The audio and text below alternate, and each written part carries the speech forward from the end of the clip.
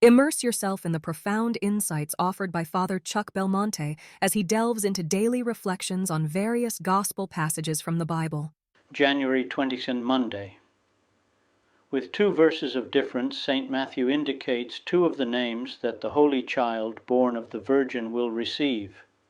You shall call his name Jesus. He shall be called Emmanuel. Matthew 1:21-23.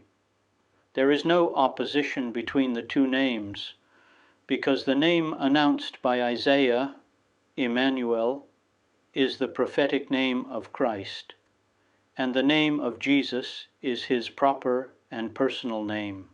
The prophetic name Emmanuel indicates what he is, and what the birth of this Holy Child will mean to men. He will be God with us in a particular way. It expresses the nature, the personality of the Son of Mary, who he is.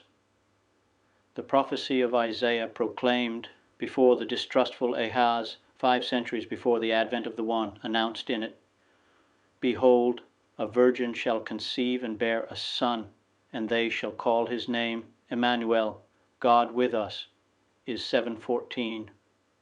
He is God, the God who made heaven and earth, who governs the stars, and whom the angels serve. But without ceasing to be God or losing his glory, he sinks into our history and our world to live with the people he has created, with the workmanship of his hands. He made himself seen on earth and conversed with men. He is God who became flesh. That is why the angel said to Mary, "What will be born of you will be holy. He will be called the Son of God." Luke 1:35. You shall call his name Jesus, because he will save his people from their sins. Matthew 1:21. Such were the words of the angel to Joseph. This name, Jesus, expresses the mission of the Son of God in becoming incarnate. It reveals the reason for the incarnation.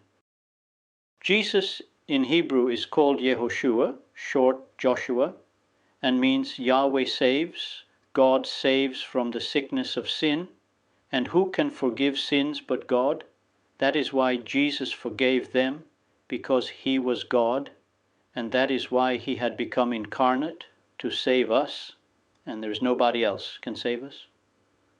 The word Christ, Christos, is the Greek equivalent of the Hebrew Messiah, means anointed.